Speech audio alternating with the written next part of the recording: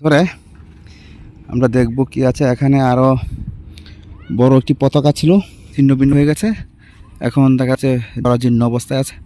আবার যে লোকটি এনে সম্মান দর্শক শ্রোতা, এখানে এমন একটি ঘটনা ঘটেছে যে একটি মাজার এই মাটির টাকের উপরে বা পাহাড়ের উপরে, আপনারা দেখতে পাচ্ছেন যে আমি এখন উঠতেছি। 5ই আগস্টের পর থেকে বিভিন্ন জায়গায় মাজার ভাঙচুর করা হচ্ছে।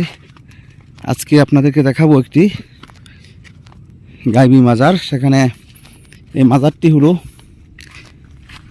পানিতে ভেসে এদিকে আসছিল, তখন এই মাজারটা এখানে এনে রাখা হয়েছিল। ওই যে এখানে দেখা যাচ্ছে গতকাল রাত্রির জ্বরে হয়তো ওইটা অনেকটাই জরাজীর্ণ অবস্থায় হয়ে গেছে। ওই দেখা যাচ্ছে এটা হলো গাইবী মাজার। এর ভিতরে আমরা দেখব কি আছে এখানে। আরো বড় একটি পতাকা ছিল, সেই পতাকাটা হয়তো ভেঙে গেছে গতকালকের জ্বরে, কিন্তু এখনও সে মাজারটা রয়ে গেছে। সেই জ্বরে কিন্তু এখনও ঠিক আগের মতো রয়ে গেছে, ভিতরে কিন্তু পানি ঢুকেছে। আর এখানে সেই মোমবাতিগুলো রয়ে গেল, এই যে মোমবাতি আর আগরবাতি, এখানে আগরবাতি এবং মোমবাতির সুঘ্রাণ দেখা যাচ্ছে। এই যে এখানে এই মাজারটা তৈরি করা হয়েছে। এখানে এই মাজারটা নদী দিয়ে ভেসে যাচ্ছিল, দেখতে পাচ্ছেন। এটা যখন নদী দিয়ে ভেসে যাচ্ছে, তখন ঠিক সেই মুহূর্তে একজন লোক এখানে এনে একে রেখে দিয়েছেন মাটিতে পুঁতে, এবং একটু শক্তভাবে রেখেছেন।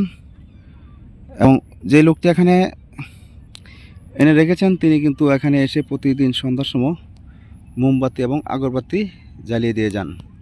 দেখতে পাচ্ছেন মোমবাতি এবং আগরবাতি। আর আমি যদি আপনাদেরকে এর পাশ দিয়ে দেখাই, এটা কিন্তু দেখতে পাচ্ছেন এই মাজারের চারপাশ দিয়ে খুব জঙ্গল, এখানে কিন্তু খুব ভয়ঙ্কর জায়গা। দেখতে পাচ্ছেন এটি হলো সেই মাজার।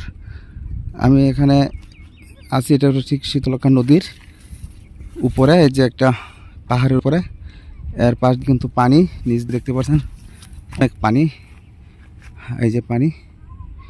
আর এখানে সেই মাজারটি এখন রৌদ্রের তাপমাত্রা অনেক বেশি। আমি একটু দূর থেকে আপনাদেরকে দেখাচ্ছি এটার দৃশ্যটা কেমন দেখাচ্ছে। এর আগের দিন একটা ভিডিও করেছিলাম, তখন এটা পরিপূর্ণ ছিল। এখন দেখা যাচ্ছে এই গতকালকের রাত্রে যে জ্বর হয়েছে, সেই জ্বরের কারণে এই ঘরটি, এই ছোটো মাজারটি, এটা ছিন্ন ভিন্ন হয়ে গেছে। এখন দেখা যাচ্ছে জরাজীর্ণ অবস্থায় আছে। আবার যে লোকটি এনে রেখেছে সে যদি আবার দেখে, তাহলে হয়তো সেই মাজারটি আবার পরিপূর্ণ করে এটা আবার মেরামত করতে পারে। দেখতে পাচ্ছেন এটি এই অবস্থা, আগের তুলনায় এখন অন্যরকম হয়ে গেছে। এটা চারপাশ দিয়ে যে বেড়াগুলো ছিল, বেড়াগুলো গতকাল রাত্রের বাতাসে জরাজীর্ণ হয়ে গেছে।